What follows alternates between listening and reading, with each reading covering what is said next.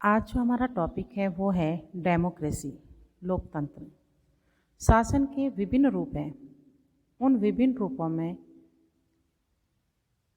एक रूप प्रजातंत्र भी है।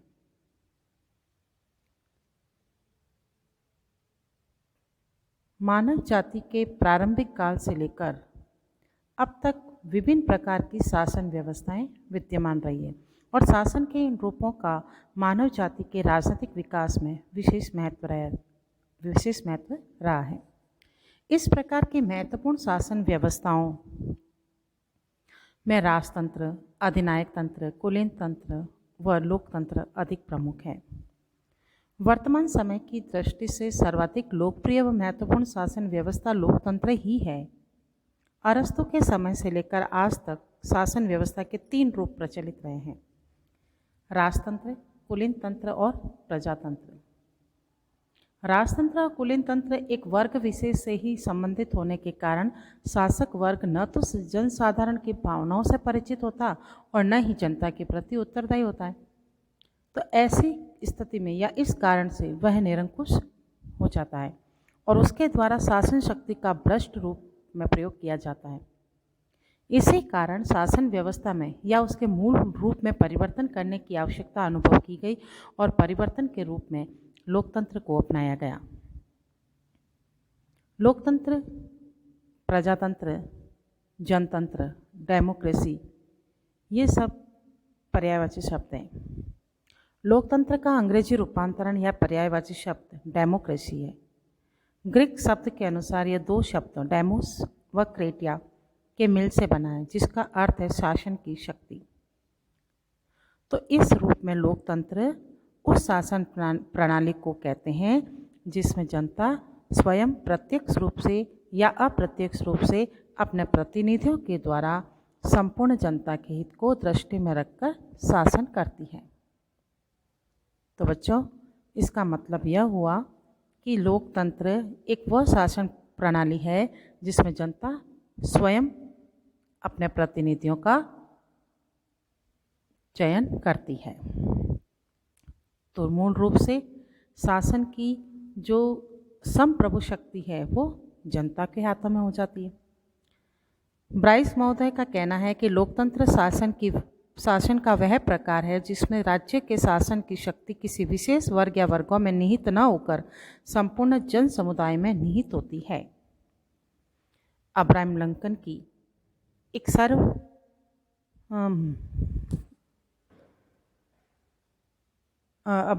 की एक परिभाषा सर्वविदित है कि लोकतंत्र शासन का वह रूप है जिसमें जनता का जनता के द्वारा और जनता के लिए शासन हो।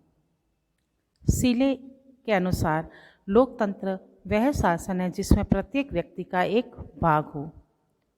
तो उक्त परिभाषाओं के आधार पर जो हमने अभी परिभाषाएं देखी है ब्राइस महोदय की, सीले साहब की, अब्राहम लिंकन जी की, तो उन परिभाषाओं के आधार पर लोकतंत्र की 3 प्रमुख विशेषताएं स्पष्ट होती है या 3 प्रमुख विशेषताएं हमारे सामने नजर आती है।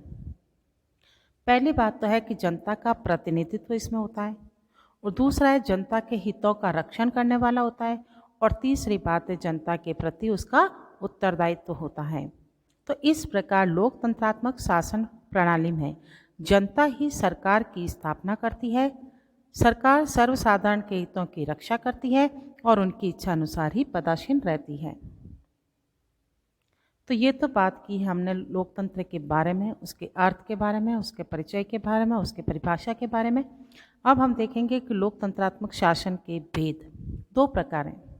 एक है प्रत्यक्ष डायरेक्ट डेमोक्रेसी और दूसरा है अप्रत्यक्ष इनडायरेक्ट डेमोक्रेसी या रिप्रेजेंटेटिव डेमोक्रेसी। जब जनता प्रत्यक्ष रूप से शासन कार्यों में भाग लेती है, नीति निर्धारित करती है, कानून बनाती है और प्रशासनाधिकारी नियुक्त कर उन पर नियंत्रण रखती है, तो उसे प्रत्यक्ष लोकतंत्र कहते हैं। प्राचीन काल में ग्रीक नगर राज्यों और भारत के वज्जी संघ में प्रत्यक्ष लोकतंत्रात्मक शासन ही प्रचलित था। वर्तमान काल में स्विट्जरलैंड के 5 कैंटनों में यह प्रथा प्रचलित है। यह व्यवस्था कम जनसंख्या वाले छोटे राज्यों में ही संभव हो सकती है और वर्तमान समय में विशाल राष्ट्र राज्यों में इसे अपनाना बिल्कुल भी संभव नहीं है। जब संप्रभु जनता स्वयं प्रत्यक्ष रूप से शासन में भागीदार न होकर प्रभु सत्ता का प्रयोग अपने प्रतिनिधियों के माध्यम से कार्य करती है, तो उसे हम प्रतिनिध्यात्मक या अप्रत्यक्ष लोकतंत्र कहते हैं। इस शासन प्रणाली में जनता संविधान द्वारा निर्धारित निश्चित अवधि के लिए अपने प्रतिनिधियों का चयन करती है, जिससे कानून निर्माण करने वाले व्यवस्थापिका का गठन होता है। तो संसदात्मक शासन व्यवस्था में कार्यपालिका का गठन जब व्यवस्थापिका में से होता है तो हम उसे संसदात्मक शासन व्यवस्था कहते हैं। लेकिन अध्यक्षात्मक शासन व्यवस्था में ये चीज़ नहीं है। वहाँ शासन व्यवस्था में जनता का कार्यपालिका का प्रधान का प्रत्यक्ष या अप्रत्यक्ष रूप से चयन करती है। वर्तमान समय में विश्व के अधिकतर राज्यों में यही व्यवस्था कौन सी अप्रत्यक्ष प्रचलित है। तो हमने क्या देखा, दो तरह के उसकी लोकतंत्रात्मक शासन के दो प्रकार देखे, दो भेद देखे, दो अंतर देखे। पहला है प्रत्यक्ष और दूसरा है अप्रत्यक्ष। अब हम देखेंगे इसके मूल लक्षण क्या है, इसकी क्या विशेषताएं हैं। सबसे प्रमुख विशेषता इसकी है लोक प्रभुता में विश्वास, अर्थात लोकप्रिय और नियतकालीन चुनाव होते हैं, लोकप्रिय नियंत्रण रहता है और लोकप्रिय ही प्रभाव और उत्तरदायित्व होता है। दूसरे इसकी प्रमुख विशेषता है राजनीतिक और नागरिक समानता। सभी नागरिकों को, सभी व्यक्तियों को समानता के आधार पर देखा जाता है या समानता के स्तर पर रखा जाता है। फिर है राजनीतिक और नागरिक स्वतंत्रताएं। उसको संपूर्ण स्वतंत्रता, जो कि भारतीय संविधान में या हर कोई संविधान में इसकी स्वतंत्रता की व्यवस्था भी की जाती है। व्यक्ति के व्यक्तित्व का सम्मान और गौरव,